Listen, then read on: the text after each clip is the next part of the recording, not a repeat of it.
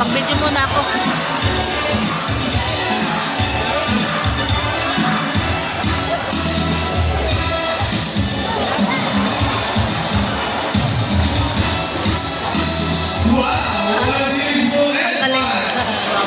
Good day, everyone, and welcome to Aquatica.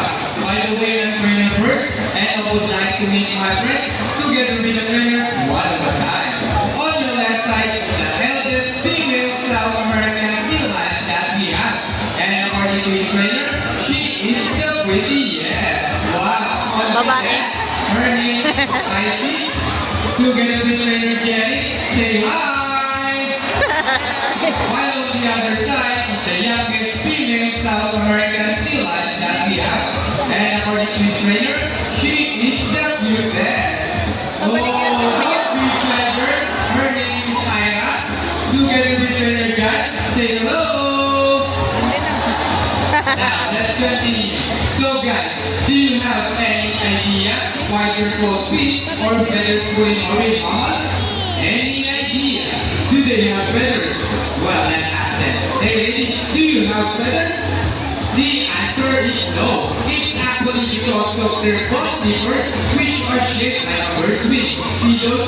The term pinniped may be also translated as wing-footed, since their flipper do look somewhat like wings. In fact, they appear to be flying underwater as they swim from place to place, right ladies? And you know, they are often mistaken as a seal because they look very much alike. But some differences between a seal and a sea lion is the fact they have feet. How about a round of applause for sea lion friends? And you know what guys? They have this long and flexible neck. How flexible? Well, check this out. So flexible, right? How about another round of applause for sea lion friends? As you can see, their bodies covered with a thick coat of short coarse hair, and their whiskers help the sea lion's sense of touch. They contain nerve fibers which make them sensitive. Wow, nice fire! Hey!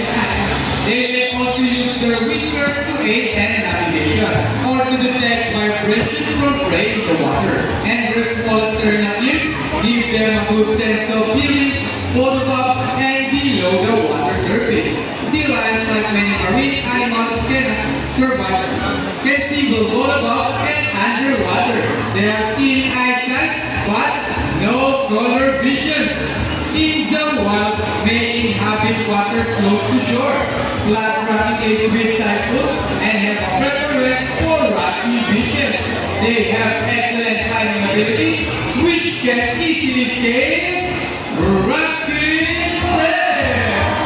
Check this out, shooting soft blood dippers. Now, let's talk about their swimming abilities, and let's start with Aya, the cutest.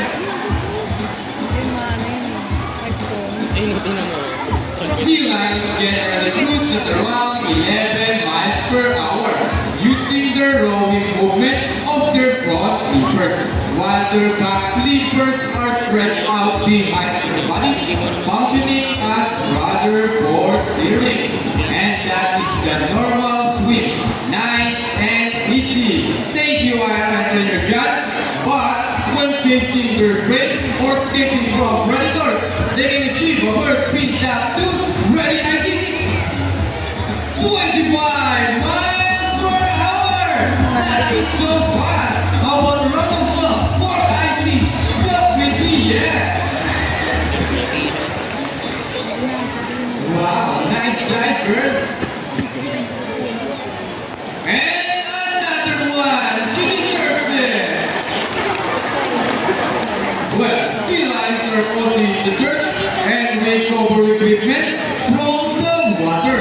H2O. Okay, letters, what first? Third week. Go ahead and get the big sea lion friends. And they got it. How about a round of applause for Isis and Ira?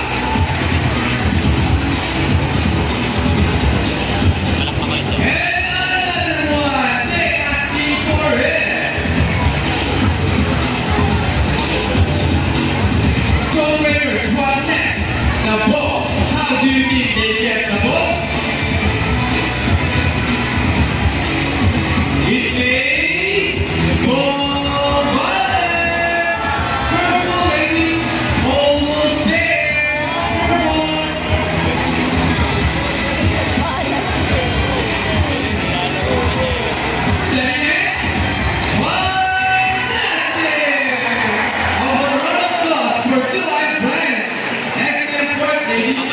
Now this time, would you love to see a dance number from our sea lion friends? Hey guys, where's the energy? Would you love to see them dance? Yeah! Well, here it lies, go!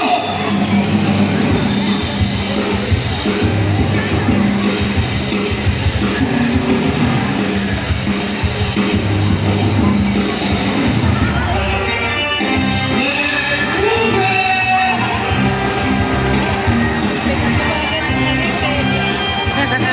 Let's look at the ball!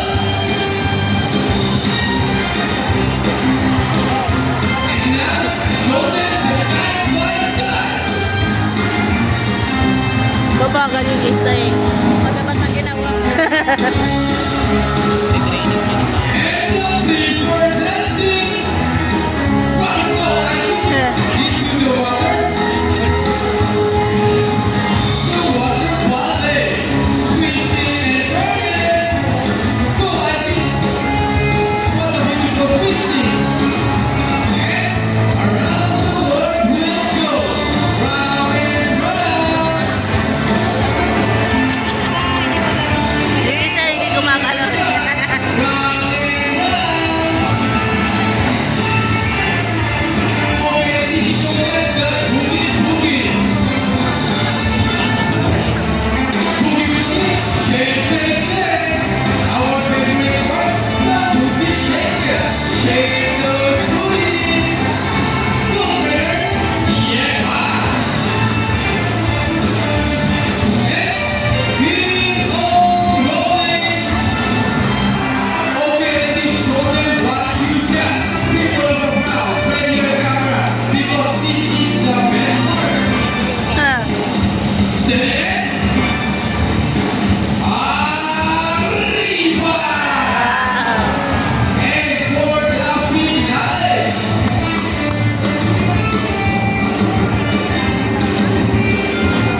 Mabigat yung isa. Wow! Round of applause for Sea Lion friends and the players as well for the great dance number. It's too weird. Playful yung isa eh. We hope you all enjoy spending your afternoon here at the Monica with your newfound friends, the South American Sea Lions, Isis and Aya. And we also hope that even after you leave, you will take this experience with you wherever you go. And remember, what we do here on land greatly affects our friends in the sea. Sea lions, like many marine animals, cannot survive a polluted environment. So let's keep our surroundings clean. Aside from pollution, there are many other threats to their survival all over the world, such as climate change and illegal hunting. You can learn more about this inside our oceanary. Always keep in mind that we are steward of our planet and thus each one of us must do what we can to protect and Parang preserve all inhabitants of our sunod-sunod yung ano. including